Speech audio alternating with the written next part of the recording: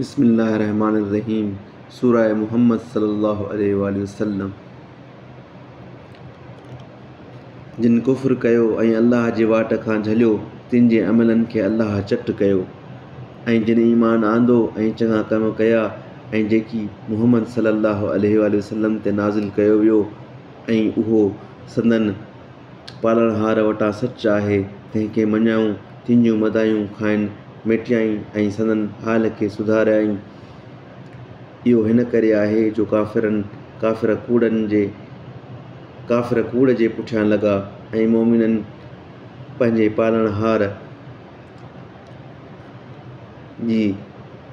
पालणहार जे सचे दीन जी पैरवी कई। अहिड़ी तरह माण्हुनि लाइ संदन अहवाल बयानु कंदो आहे। पोइ जॾहिं अव्हीं काफ़िरनि सां जंग करियो तॾहिं उन्हनि जूं गर्दनियूं कटियो, तांजो जॾहिं मंझंदि घणो रत छाण कयो तॾहिं मज़बूतीअ सां क़ैद ॿधो। वरी क़ैद खां पोइ या त अहसान करण सां छॾण या चटी वठणु घुरिजे तांजो जंग पंहिंजा हथियार रखे। इहो हुकुम आहे। ऐं जेकॾहिं अल्लाह घुरे हा त खाइनि,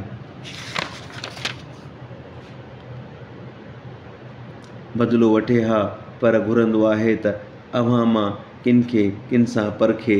ऐं जेकी अल्लाह जे वाट में क़त्ल थिया तिन जा अमल कॾहिं चट